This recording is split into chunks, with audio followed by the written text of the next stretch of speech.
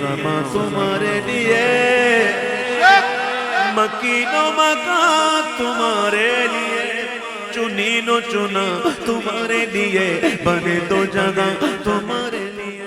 حضرت داتا گنج بخش علی حجویری رحمۃ اللہ علیہ حضرت ابو بکر صدیق رضی اللہ تعالیٰ عنہ کو خراج تحسین پیش کرتے ہوئے کتاب کے صحابہ کے باب میں ایک حدیث پاک لیتے ہیں۔ اللہ کے حبیب نے حضرت عمر بن خطاب سے فرمایا، اے عمر، تمہاری ساری زندگی کی نیکیاں حضرت ابو بکر صدیق کی ایک نیکی کے برابر ہیں۔ ہائے ہائے ہائے، تمہاری ساری زندگی کی ساری نیکیاں حضرت ابو بکر صدیق رضی اللہ تعالیٰ عنہ کی ایک نیکی کے برابر ہے۔ سید حجویر امام الاولیاء فرماتے ہیں، اگر عمر بن خطاب جو اسلام کی عزت تھے، ان کی ساری زندگی حضرت ابو بکر صدیق کی ایک نیکی ہے، تو باقی ساری امت اور ساری دنیا کا کیا حال ہوگا ان کے آگے؟ عمر بن خطاب اتنی بڑی شخصیت ہے کہ ان کی ساری زندگی اسلام کی خدمت میں گزری، اور کیا فرماتے ہیں داتا صاحب کہ وہ اسلام کی عزت تھے۔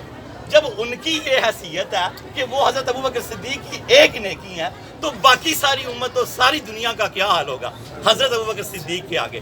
ان کا بہت بڑا مرتبہ ہے۔ حضرت داتا گنج بخش علی حجویری رحمۃ اللہ علیہ فرماتے ہیں، انبیاء کے بعد سب سے بڑا رتبہ حضرت ابو بکر صدیق رضی اللہ تعالیٰ عنہ کا۔